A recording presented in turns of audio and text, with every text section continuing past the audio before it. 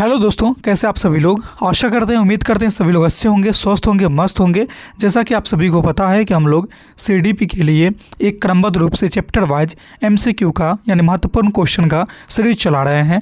इसी क्रम को आगे बढ़ाते हुए आज हम एक बार फिर से आपके सामने एक धमाकेदार प्रैक्टिस सेट, धमाकेदार टॉपिक से लेकर के उपस्थित हूँ, जिसमें आपको एग्जाम में जो भी क्वेश्चन पूछा जाएगा ना इस टॉपिक से, आप उसका जवाब बड़े आसानी से दे पाएंगे। ठीक है, अगर हम टॉपिक की बात करेंगे, सेट की बात करेंगे तो सेट नंबर 13वां है। इससे पहले हम लोगों ने 12 सेट को कंप्लीट कर लिया है। ठीक है, और आज की सेट 13वां है। और टॉपिक की बात करेंगे तो नई शिक्षा नीति यानी NEP न्यू एजुकेशन पॉलिसी 2020 है। ठीक है, इससे आपके बहुत सारे क्वेश्चन एग्जाम में देखने को मिलते हैं सीटेट में।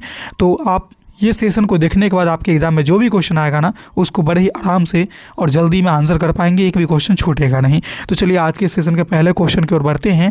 पहला क्वेश्चन कह रहा है कि नई शिक्षा नीति 2020 को किस वर्ष लागू करने की घोषणा की गई थी। आपके सामने ऑप्शन है कि 2018 में या 2019 में या 2020 में या 2021 में। आप पाएंगे कि नई शिक्षा नीति की बात जहाँ पर हो जाएगी ना, तो नई शिक्षा नीति इसको जो है ना 2020 में लागू किया गया था। ठीक है, इसका नाम में ही इसका आंसर छुपा हुआ है 2020 में। लेकिन अगर अधियाचना भेजने की बात की जाएगी ना सरकार को, तो वो हो जाएगा 2019। ठीक है, 19 में भेजा गया था और 2020 में इसको लागू कर दिया गया था। ठीक है, इसके नाम में जो है ना वही इसका लागू का ईयर भी है। ठीक है, वर्ष भी है। ठीक इसी तरह से जैसा कि आपको मैंने कल के सेशन में बताया था कि RTE एक्ट 2009 को कब लागू किया गया था। इसके नाम में जो 2009 है ना, इसमें 2009 में लागू नहीं किया गया था। कौन से साल लागू किया गया था इसको मैंने कल के सेशन में बताया हूँ आप लोगों को। अगर आप लोगों को याद है तो एक बार कमेंट कर दीजिए कि 2009 जो है ना RTE एक्ट इसको कब लागू किया गया था। अगर हो सके तो डेट के साथ कमेंट करिए, तब ज़्यादा आपको याद रहेंगे। ठीक है, फिलहाल इस क्वेश्चन का जो सही आंसर हो जाएगा ना ऑप्शन नंबर C हो जाएंगे। चलते हैं नेक्स्ट क्वेश्चन की तरफ कि NEP 2020 को पूर्व शिक्षा नीति NEP 2020 किस पूर्व शिक्षा नीति का स्थान ली है। यानी कि NEP 2020 जो लागू किया गया ना, इससे पहले कोई एक अन्य शिक्षा नीति था, संस्था था, उसको ये स्थान लिया, यानी उसका ये संशोधित रूप किया गया है, उसी में संशोधन किया गया है। ठीक है, उसी में क्या किया गया है, संशोधन किया गया है। ठीक है, तो वो शिक्षा नीति क्या थी? क्या शिक्षा नीति 1968 थी, क्या शिक्षा नीति 1978 थी, क्या शिक्षा नीति 1986 थी, या क्या शिक्षा नीति वो 1992 थी। तो आप पाएंगे कि NEP 2020 को जो लागू किया गया है ना, ये जो है ना 1986 वाली जो नई शिक्षा नीति थी, इसी का संशोधित रूप करके इसको नई शिक्षा नीति NEP 2020 नाम से इसको लागू किया गया है। इसमें 1986 वाले शिक्षा नीति को ही मॉडरेट किया गया है, उसमें आवश्यकता अनुसार चीज़ों को हटाया गया है, चीज़ों को जोड़ा गया है। ठीक है, यानी इसी का ये परिवर्तित रूप है। परिवर्तित रूप है कौन? तो NEP 2020। ठीक है, इस तरह से ऑप्शन नंबर आपके सामने C सही हो जाएंगे। तीसरा क्वेश्चन है कि NEP 2020 में स्कूली शिक्षा की नई संरचना क्या है। देखिए, स्कूली शिक्षा की एक संरचना इसमें दी गई है, जैसे कि 10+2 यानी 10वां तक एक जैसे, फिर +2 की पढ़ाई अलग से होगी, 8+4 या 6-3-3 नहीं। NEP 2020 के तहत जो स्कूली शिक्षा की संरचना है ना, वो 5-3-3 और 4 है। ठीक है, जिसमें से प्राथमिक स्तर जो है ना, प्राथमिक स्तर वो 5 है। ठीक है, यानी ऑप्शन नंबर आपके सामने जो है ना ऑप्शन नंबर B हो जाएंगे। ठीक है, सही वाले। अब आगे वही क्वेश्चन फिर यहाँ से कि 5-3-3-4 संरचना में फाउंडेशन स्टेज यानी प्राथमिक स्तर पूछा जा रहा है। प्राथमिक जिसमें बच्चे फाउंडेशन स्टेज जैसे कि वो LKG UKG नर्सरी ये वाला स्टेज होता है ना, ये वाला पूछा जा रहा है। इसकी अवधि कितनी है? तो आप पाएंगे इसकी अवधि 5 है। ठीक है, इसकी अवधि कितनी होती है? 5 साल की होती है। फाउंडेशन स्टेज की अगर बात किया जाएगा ना, ये नई शिक्षा नीति पॉलिसी 2020 के तहत कि 5-3-3-4 में ये 5 क्या है, तो इसको आप ये याद रखिएगा कि ये फाउंडेशन स्टेज है जो सबसे पहले 5 वर्ष की है। ठीक है, ऑप्शन नंबर आपके सामने C हो जाएंगे। तो दोस्तों सेशन अगर अच्छी लग रही है ना, तो एक बार सारे के सारे लाइक कर दीजिए, कमेंट के माध्यम से हमें बताइएगा भी ज़रूर कि कैसी लग रही है। ठीक है, और जो लोग नई है ना पहली बार देख रहे हैं हमारे सेशन को, तो ज़रूर सब्सक्राइब कर लीजिए, क्योंकि इस तरह की क्लासेस आपके यूट्यूब चैनल पे रोज़ हो रही है। ठीक है, रोज़ प्रैक्टिस करवाई जा रही है, तो छोड़िएगा मत। आपके एग्ज़ाम में बहुत बेनिफिट मिलने वाली है, यहाँ से बहुत सारे अंक आपको मिलेंगे। जैसे कि आज के सेशन की बात कर लेना, तो आपके यहाँ से 4-5 क्वेश्चन आएंगे। अब 4-5 क्वेश्चन सिर्फ CDP में नहीं आएंगे, CDP में एक क्वेश्चन आ जाएंगे। ठीक है, अब बाकी के जो 4 सब्जेक्ट है ना, 4 सब्जेक्ट के पेडागोजी में एक क्वेश्चन देखने को मिल सकते हैं। तो कुल मिलाकर के 4-5। ठीक है, ये 3 भी हो सकते हैं, ये 6 भी हो सकते हैं, ये 2 भी हो सकते हैं, मतलब क्वेश्चन आएंगे, इतना याद रखिएगा। और ये सेशन करने के बाद एक भी क्वेश्चन छूटेंगे नहीं, ये भी गारंटी है। ठीक है, चलिए आगे बढ़ते हैं 5वां क्वेश्चन की ओर। देखिए क्वेश्चन ना धीरे धीरे जैसे जैसे आगे बढ़िएगा ना आपको स्टैंडर्ड लेवल के मिलते जाएंगे। जीरो से शुरू किया है और हाई लेवल तक जा रहे हैं। सब दिन की हमारी यही कहानी है कि सारे तरह का क्वेश्चन मिक्स करके लाए हैं, ठीक है, जिसमें आपको एक भी तरह की परेशानी ना आएगी।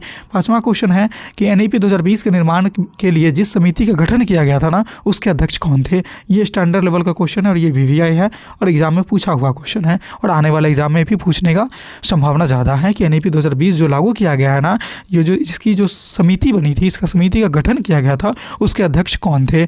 क्या TSR सुब्रमण्यम थे या कस्तूरी रंगन थे या यशपाल कमेटी थी या अशोक मिश्रा कमेटी थी। इसका आप हमें जवाब बताएंगे कि ये जो चारों नाम है ना, इनमें से इसकी कमेटी का अध्यक्ष कौन थे, किसके अध्यक्षता में ये कमेटी का गठन किया गया था। तो आप पाएंगे वो है M कस्तूरी रंगन, ठीक है। वो कौन थे? M कस्तूरी रंगन। इन्हीं की अध्यक्षता में NEP 2020 के निर्माण के लिए जो समिति बनी थी उसका गठन किया गया था, ठीक है। ऑप्शन नंबर आपके सामने B हो जाएंगे।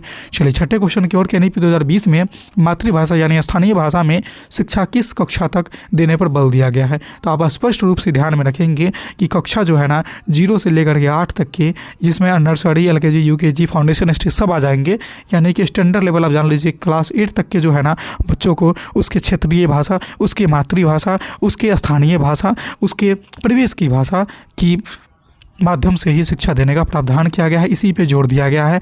तो इसका ऑप्शन जो है ना ऑप्शन नंबर D हो जाएंगे, कक्षा 8 हो जाएंगे, ठीक है। बुनियादी साक्षरता और संख्यात्मक ज्ञान यानी FLN मिशन का लक्ष्य वर्ष क्या है। यानी कि जो हमारा NEP 2020 है ना, NEP 2020 है ना, इसमें बुनियादी साक्षरता और संख्यात्मक ज्ञान का ना एक वर्ष के अकॉर्डिंग लक्ष्य रखा गया था। क्या वो वर्ष 2023 था? आप कहेंगे नहीं। 25 था? नहीं। क्या वो 27 था? क्या वो 30 था? तो आप कहेंगे कुछ वो जो लक्ष्य है ना वो 2030 था, यानी 2030 तक इसको जो है ना मिशन का लक्ष्य रखा गया था। ऑप्शन नंबर आपके सामने D हो जाएंगे।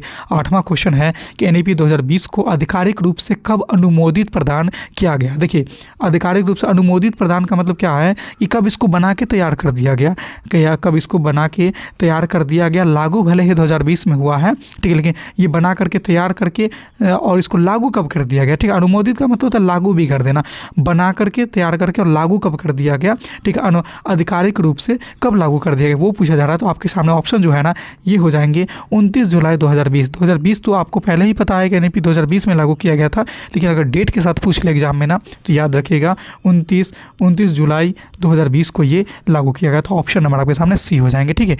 नौवां क्वेश्चन है कि NEP 2020 के अनुसार बोर्ड परीक्षाओं का स्वरूप कैसा होना चाहिए। NEP 2020 के अनुसार जो बोर्ड परीक्षा है ना इसका स्वरूप कैसा होना चाहिए। क्या अत्यधिक कठिन होना चाहिए, या केवल वस्तुनिष्ठ होना चाहिए, या अवधारणात्मक आधारित होना चाहिए, या साल में एक बार होना चाहिए। तो देखिएगा कि जब भी बोर्ड परीक्षा की बात होगी ना तो अत्यधिक कठिन पे बल नहीं दिया जाएगा, केवल वस्तुनिष्ठ पे का बल भी नहीं दिया जाएगा, क्योंकि वस्तुनिष्ठ के साथ साथ जो है ना लिखित प्रश्न भी होना जरूरी है, ठीक है। साल में एक बार हो, 2 बार हो, 10 बार हो, इससे मतलब नहीं बनता है ज़्यादा कुछ भी। यानी कि जो इसका स्वरूप है ना बोर्ड परीक्षा का वो अवधारणात्मक आधारित होने चाहिए। ऑप्शन नंबर आपके सामने C हो जाएंगे। 10वां क्वेश्चन है कि NEP 2020 में बहुविषयक शिक्षा पर जोर क्यों दिया गया है। NEP 2020 में बहुविषयक शिक्षा का मतलब ये हुआ कि आपको जैसे कि पता है कि NEP 2020 लागू होने के बाद जैसे कोई साइंस का बच्चा है ना वो SST साथ में ले सकता है कॉम्बिनेशन में, अगर वो ग्रेजुएशन कर रहा है, PG कर रहा है, कुछ भी कर रहा है, या फिर 11th 12th में। तो भी पहले क्या था कि साइंस के बच्चे साइंस ही लेंगे, जैसे फिजिक्स, केमिस्ट्री, बायोलॉजी। जैसे किसी का अगर बायो मेन है तो जिसमें से मान लीजिए जूलॉजी मेन है, जूलॉजी मेन सब्जेक्ट है तो उसके सब्सिडरी में आ जाएंगे, बॉटनी आ जाएंगे, केमिस्ट्री आ जाएंगे, ठीक है। लेकिन ऐसा नहीं है, आपको जूलॉजी मेन सब्जेक्ट है, अगर आपकी इच्छा है कि हम हिस्ट्री भी रखें तब हिस्ट्री रख सकते हैं। ये NEP 2020 क्लियर कर दिया है, यानी कि बहुभाषिक विषय पर उन्होंने जोर दिया है। इसका मतलब क्या है, इसका मतलब क्या हो सकता है, क्या विषय घटाने के लिए, क्या संरचनात्मक और समग्र विकास के लिए, क्या परीक्षा सरल करने के लिए, या शिक्षक को संख्या घटाने के लिए। तो नहीं, आप पाएंगे कि बहुविषयक पर बल इसलिए दिया गया है क्योंकि बच्चे में रचनात्मक और समग्र विकास हो सके, ठीक है। ऑप्शन नंबर आपके सामने B हो जाएंगे, ठीक है।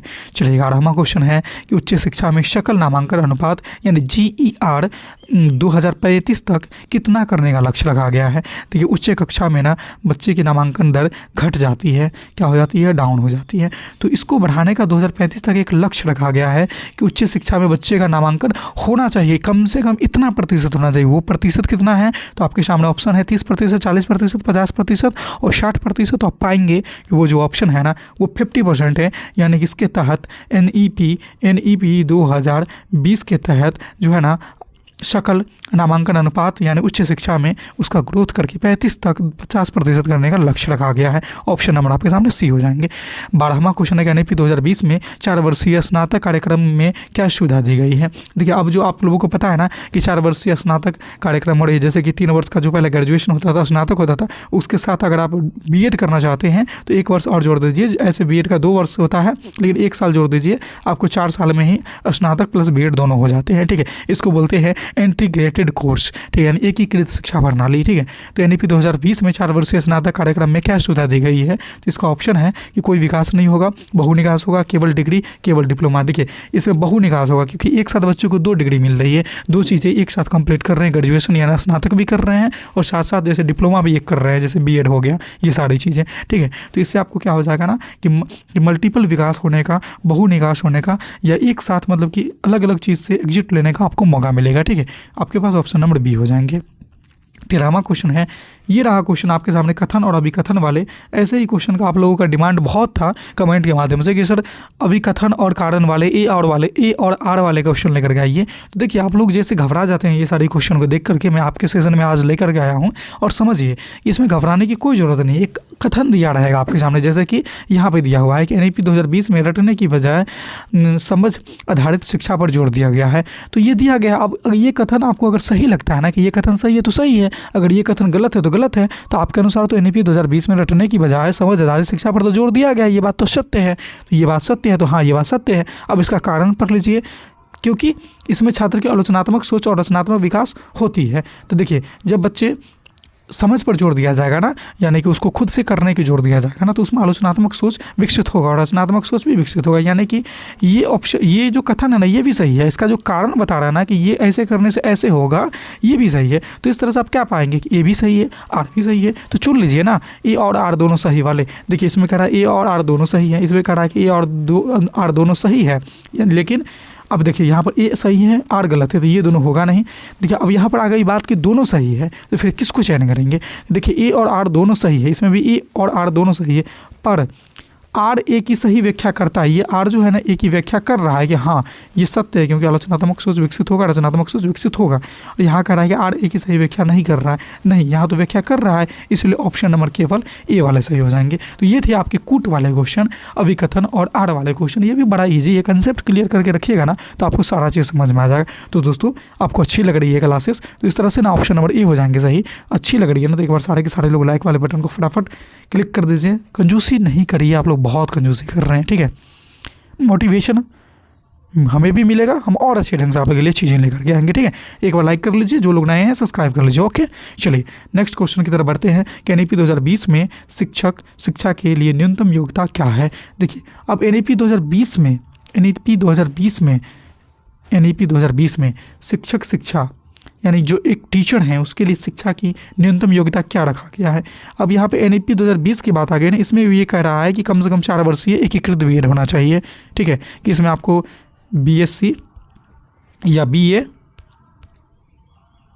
प्लस आपको एकीकृत 1 वर्षीय वाला इसमें जोड़ दीजिए, यानी कि 3 साल इसका और 1 साल इसका, यानी कि 4 साल का टोटल होता है, वही 4 वर्षीय एकीकृत BEd की बात कर रही है। ये बात आप याद रखेंगे, ऑप्शन में जब भी मिलेगा क्वेश्चन में इसको आप टिक कर देंगे। ठीक है, 15वां क्वेश्चन है NEP 2020 के अनुसार शिक्षक नियुक्ति किस आधार पर होनी चाहिए। देखिए, क्या ये वरिष्ठता के आधार पर होना चाहिए कि जो सबसे बुजुर्ग लोग हैं गाँव में उसको शिक्षक बना दिया जाए। आप कहेंगे नहीं। क्या ये भी हो सकता है कि सभी लोग के पास बहुत अनुभव है तो उसको शिक्षक बना दिया। नहीं, जरूरी तो नहीं है कि सबको किताबी अनुभव ही ज़्यादा होंगे, कुछ लोग कुछ और चीज़ में भी अनुभव रखते हैं, अलग अलग चीज़ों में अनुभव रखते हैं, तो ये भी गलत हो जाएगा। साक्षात्कार एक बार इंटरव्यू लेने से आप उसकी चीज़ों को आंक नहीं सकते हैं। यानी कि शिक्षक की जो अगर नियुक्ति की प्रक्रिया होनी चाहिए ना, आधार होनी चाहिए ना, वो पारदर्शी होना चाहिए, यानी सबके सामने उभर के आने वाली होनी चाहिए। और दूसरी चीज़ कि योग्यता की पे आधारित होना चाहिए। ऑप्शन नंबर आपके सामने सी हो जाएंगे। ठीक है, 16वां क्वेश्चन है कि NEP 2020 में मूल्यांकन का उद्देश्य क्या होता है। NEP 2020 में मूल्यांकन का उद्देश्य क्या है। NEP 2020 के अनुसार मूल्यांकन का उद्देश्य क्या है। छात्रों का वर्गीकृत करना नहीं, डर पैदा करना नहीं, असफल घोषित करना नहीं, सीखने में सुधार करना। ऑप्शन नंबर आपके सामने सी हो जाएंगे। ठीक है, 17वां क्वेश्चन है कि NEP 2020 में डिजिटल शिक्षा को अनिवार्य कर दिया गया है क्या। आप कहेंगे नहीं, वैकल्पिक सहायक है, वैकल्पिक सहायक चल सकता है। निषेध भी नहीं करेंगे। क्यों करेंगे निषेध, केवल उच्च शिक्षा तक सीमित रखेंगे, ये भी कोई ज़रूरी नहीं है, केवल लगा हुआ काट दीजिए। देखिए, अनिवार्य नहीं किया गया है, आपको हर एक मतलब विद्यालय में डिजिटल बोर्ड लगा करके ही पढ़ाई जानी है, यानी फिर डिजिटल यानी कि बच्चे को डिजिटली दुनिया से जोड़ करके ही पढ़ाया जाना है। ये अनिवार्य नहीं किया गया, इसको बस एक वैकल्पिक रूप से सहायक बनाया गया है कि हाँ अब पढ़ाई के साथ साथ बच्चों को ना टेक्नोलॉजी का भी ज्ञान दीजिए, डिजिटली दुनिया से भी उसको जोड़िए, ठीक है। ये वैकल्पिक सहायक रूप में काम करेंगे। आपके सामने ऑप्शन नंबर ना बी हो जाएंगे। 18वां क्वेश्चन है कि भारतीय ज्ञान परंपरा IKS को शामिल करने का उद्देश्य क्या है, यानी ज्ञान परंपरा को जो शामिल कर रहे हैं इसका उद्देश्य क्या है। पाठ्यक्रम घटाना, आप कहेंगे नहीं। विदेशी शिक्षा हटाना नहीं। केवल इतिहास पढ़ाना नहीं। देखिए यहाँ पे भारतीय ज्ञान की बात हो रही है, क्या हो रही है, भारतीय ज्ञान की, यानी भारत की जो ज्ञान है ना, भारत की जो संस्कृति है ना, उसका ज्ञान दिया जाना है। यानी हम अपने संस्कृति की जरूर को मजबूत करना चाह रहे हैं और बच्चों को इसीलिए भारतीय ज्ञान परंपरा से जोड़ रहे हैं, यानी हमारी जो परंपरा चली आ रही है ना देश की सभ्यता और संस्कृति की, इसको जोड़ रहे हैं, ठीक है। यानी कि हम अपने संस्कृति की जरूर को और मजबूती देना चाह रहे हैं, इसीलिए ऑप्शन नंबर आपके सामने बी हो जाएंगे। 19वां क्वेश्चन है कि NEP 2020 में समावेशी शिक्षा का मुख्य लक्ष्य क्या है। NEP 2020 कहने का मतलब देखिए NEP 2020 जो है ना, यानी NEP 2020 के अनुसार NEP 2020 के अनुसार समावेशी शिक्षा का उद्देश्य क्या है। देखिए समावेशी शिक्षा कब भी हो जाए, NEP हो जाए या फिर NCF हो जाए या RTE एक्ट हो जाए या फिर ऐसे भी पूछा जाए, समावेशी शिक्षा का जब भी बात होगी ना तो एक ही बात याद रखिएगा कि सभी बच्चों को एक साथ एक ही वर्ग में एक ही छत के नीचे एक ही जगह पे बैठा के एक ही चीज़ को सिखाया जाएगा। भले ही सिखाने का तरीका जो है ना अलग अलग हो सकता है, लेकिन सिखाया एक ही चीज़ को जाएगा, यानी सभी वर्गों को समान भागीदारी देना है। ऑप्शन नंबर आपके सामने सी हो जाएंगे, ठीक है। 20वां क्वेश्चन है कि स्कूल शिक्षा के लिए शीर्ष निकाय कौन सा प्रस्तावित है। शीर्ष निकाय स्कूल शिक्षा के लिए शीर्ष निकाय कौन सा प्रस्तावित है। क्या वो UGC है या AICTE है या SCERT है या स्कूल शिक्षा या राष्ट्रीय स्कूल शिक्षा नियामक है। तो आप पाएंगे कि जो सबसे जो शीर्ष इकाई है ना वो यही है, राष्ट्रीय स्कूल शिक्षा नियामक, ठीक है। राष्ट्रीय स्कूल शिक्षा नियामक। ऑप्शन नंबर आपके सामने डी हो जाएंगे। 21वां क्वेश्चन है कि NEP 2020 के अनुसार पाठ्यक्रम कैसा होना चाहिए। क्या भारी होना चाहिए, क्या कठोर होना चाहिए, क्या स्थिर होना चाहिए, क्या लचीला होना चाहिए। देखिए भारी तो होगा नहीं, कठोर तो करना नहीं है, स्थिर तो करना नहीं है, पाठ्यक्रम लचीला होना चाहिए। अब देखिए कुछ लोग आज हमारे पहले वीडियो को देख रहे होंगे ना, तो लचीला वर्ड को ये लोग निगेटिव समझ रहे होंगे। लचीला का मतलब तो टूट जाएगा ऐसा समझ रहे हैं, नहीं। लचीला का मतलब क्या होता है कि जिसमें आवश्यकता अनुसार तुरंत सुधार किया जाए। कठोर में सुधार आप नहीं कर सकते हैं, कठोर में आप सुधार नहीं कर सकते हैं। स्थिर जो हो गया उसमें सुधार नहीं करिएगा, लेकिन जो चीज़ें लचीला है ना उसमें आवश्यकता अनुसार उसमें बदलाव कर सकते हैं। इसलिए NEP 2020 कहती है कि पाठ्यक्रम या परीक्षा का प्रणाली या कक्षा की गतिविधि या शिक्षण सहायक सामग्री का चयन या शिक्षण विधि, जो भी चीज़ का आप चयन कर रहे हैं ना वो बच्चे के अकॉर्डिंग लचीला होना चाहिए। लचीला का मतलब कि बच्चे के अनुसार उसमें आवश्यकता पड़ने पर आसानी से उसमें बदलाव किया जा सकना चाहिए। ऑप्शन नंबर इस तरह से आप पाएंगे। क्वेश्चन नंबर 21 का सी हो जाएंगे, लचीला, ठीक है। 22वां क्वेश्चन है कि NEP 2020 में जीवन कौशल यानी लाइफ स्किल का विकास क्यों जरूरी है। क्या वो रोजगार पाने के लिए है, नहीं। परीक्षा को पास करने के लिए, नहीं। अंक बढ़ाने के लिए, नहीं। इसका जो मुख्य उद्देश्य है ना वो है कि समग्र विकास करने के लिए लाइफ स्किल डेवलप करना बहुत ज़रूरी है। ऑप्शन नंबर आपके सामने सी हो जाएंगे, ठीक है। 23वां क्वेश्चन है कि NEP 2020 के मसौदे को तैयार करने वाली कस्तूरी रंगन समिति ने अपनी रिपोर्ट भारत सरकार को किस वर्ष सौंपी थी। यहाँ पे आप लोग गलती करेंगे और इस क्वेश्चन को BBI लगा लीजिए। इससे 2-3 क्वेश्चन निकल गए थे। पहली बात तो ये सुनिए कि NEP 2020 को बनाने वाली जो समिति थी ना वो कस्तूरी रंगन समिति थी और इसके अध्यक्ष भी कस्तूरी रंगन ही थे, ठीक है। और इन्होंने अपनी रिपोर्ट को सरकार को किस वर्ष सौंपी, तो आप पाएंगे कि रिपोर्ट को 2019 को सौंपी थी, लेकिन ये लागू कब हुआ था तो 29 जुलाई 2020 को लागू हुआ था, ठीक है। यानी ध्यान में रखना है कि रिपोर्ट आपको सौंपा गया है 2019 में ही, लेकिन लागू किया गया है 2020 में। अगर डेट के साथ पूछा जाएगा ना तो आप बोलिएगा 29 जुलाई 2020 को NEP 2020 की जो मसौदे है उसको लागू किया गया था। ऑप्शन नंबर आपके सामने ना सी चले जाएंगे। 2019 में ये रिपोर्ट सरकार को सौंप दी गई थी कस्तूरी रंगन समिति के द्वारा, ठीक है। चलिए ये था हमारा 23वां क्वेश्चन। 24वां क्वेश्चन एक बार फिर से आपके सामने है कूट वाला, ठीक है। अभिकथन और NEP आप लोग के चहेते क्वेश्चन, आप लोग का डिमांड था कि सर ऐसे क्वेश्चन लेकर आइए, और आप लोग पता नहीं बहुत ज़्यादा डर रहे हैं ऐसे क्वेश्चन से, पता नहीं क्यों। चलिए अभिकथन को समझ लीजिएगा कि एक क्वेश्चन दिया हुआ है, एक अपनी वो बात कह रहा है, ठीक है। अभिकथन यानी ए कह रहा है कि NEP 2020 में मातृभाषा में प्रारंभिक शिक्षा की सिफारिश की गई। क्या प्रारंभिक शिक्षा की सिफारिश की गई है मातृभाषा में? तो आप कहेंगे हाँ, क्योंकि कक्षा 0 से लेकर के 8 तक तो बात कही गई है कि मातृभाषा क्षेत्रीय भाषा में ही शिक्षा दी जानी चाहिए। तो ये कथन तो आपका सही है। ठीक है, अब देखिए इसका कारण, देखिए कि ये कथन और कारण में एक चीज़ ध्यान में देना है कि ये जो कारण है ये इसकी व्याख्या कर रहा है कि नहीं। अगर कारण भी सही होगा और इस कथन का व्याख्या नहीं करता होगा, इसका कुछ और एंगल होगा, ठीक है, जैसे ये आम बोल रहा है, ये इमली बोल रहा है, दोनों सही है, तो ये गलत हो जाएंगे आड़ वाले, क्योंकि जो कथन है उसकी व्याख्या आड़ में होनी चाहिए। ठीक है, ये दोनों लाइन रिलेटेड होना चाहिए एक दूसरे से। तो ये तो हमारा सही है, आपने देख लिया कि मातृभाषा में देनी है, लेकिन कारण क्या कह रहा है, रीजन क्या कह रहा है कि क्योंकि बच्चे अपनी मातृभाषा में जल्दी और प्रभावी ढंग से सीखते हैं। तो इसका कारण तो सही है भाई कि हाँ, मातृभाषा में तो जल्दी सीखेंगे, यानी कि ये जो है ना इसकी व्याख्या कर रहा है। ठीक है, यानी ए और आर दोनों सही है, ए और आर दोनों सही है, लेकिन आर ए की व्याख्या करता है, बिल्कुल करता है, आर ए की व्याख्या नहीं करता है, नहीं, ये गलत है, व्याख्या करता है। इसलिए ऑप्शन नंबर ना आपके सामने ए वाले जो है ना ये इसका सही आंसर हो जाएंगे। तो दोस्तों इस तरह के भी क्वेश्चन आपके एग्जाम में आएंगे ना, तो इस तरह से सोच करके आप लोग सही जवाब दे लीजिएगा। तो आप हमें कमेंट के माध्यम से बताइए ये सेशन अच्छी लग रही है कि नहीं लग रही है। अगर अच्छी लग रही है ना, पसंद है ना, आप लोगों को यूजफुल लग रही है ना, तो एक प्यारा सा कमेंट आप सेशन ख़त्म होते होते कर दीजिएगा। और अभी तक जिन लोगों ने लाइक नहीं किया है ना मेरे सेशन को, एक बार लाइक कर दीजिए, और जो लोग सब्सक्राइब नहीं किए हैं ज़रूर ही कर लीजिए, कि नहीं तो इस तरह का जो रोचक महत्वपूर्ण वीडियो है ना आपसे मिस हो जाएगी। ठीक है, चलिए 25वें क्वेश्चन की ओर। राष्ट्रीय शिक्षा नीति 2020 में स्कूली शिक्षा की संरचना में परिवर्तन का मुख्य उद्देश्य क्या है? क्या पाठ्यक्रम को कठिन बनाना है? नहीं, रटने की प्रवृत्ति कभी नहीं बैठाने की बात होगी।